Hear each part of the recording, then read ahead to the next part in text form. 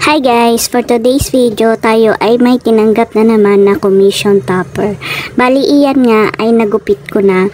Bali, yung commission topper na gagawin natin ay yung Barbie na logo at yung ulo ni Barbie. So, meron ako dito na color pink na fondant at gagamit tayo dyan ng cutting mat na size A5. Tapos yung ating cutting mat ay nilagyan ko ng shortening na para kumapit doon yung ating ipa-flat na fondant.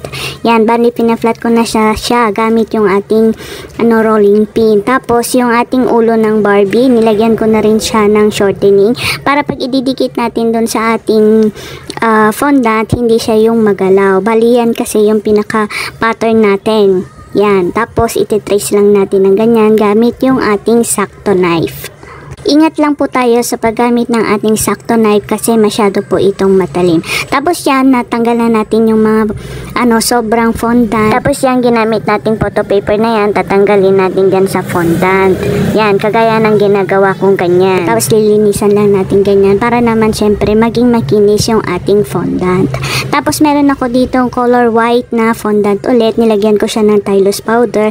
Nilamas-lamas ko siya ng mabuti para ma-absorb mabuti ng ating fondant. Tapos iprinat ko lang ulit dun sa ating cutting mat. Tinis ko lang ulit dun sa ating ulo ni Barbie para yan, mas matibay siya. O diba, meron na tayong ulo ni Barbie. Tapos dito sa next na ating topper naman, yung logo ni Barbie. Tapos sinukat ko siya dun sa ating prinat na fondant kung sakto ba yung size ng ating logo Barbie. Tapos yan, nilagyan ko lang ulit siya ng shortening para syempre pag trinace natin siya, hindi siya yung magalaw. Pansin nyo ba, gumamit ako dyan ng kung ano yung reason kung bakit gumamit ako dyan ng maliit na cutting mat para pag pinaikot-ikot ko yung ating tinitrace o yung ating kinakat na fondant, hindi ko na siya yung tatanggalin para mas madali siyang makat, ganon.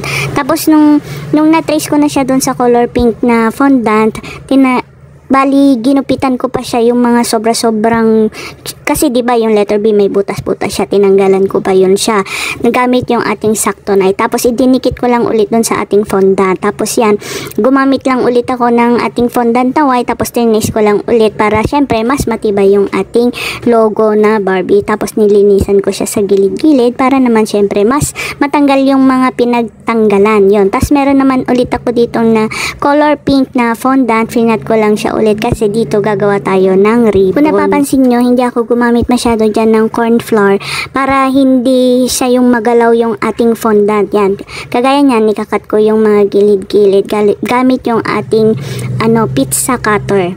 Tapos hinatid ko lang siya, finold ko lang pala siya sa dalawa, tapos nilagyan ko siya ng tubig, tapos pinagdikit ko yung dulo sa dulo, tapos nilagyan ko siya ng straw na, yung hard straw na pang milk tea, tapos finold ko siya. Yan, makikita nyo naman kung paano ko ginagawa. O diba, meron na tayong ribbon. Tapos yung magiging, tapos dinagdagan ko pala siya ng yung straw.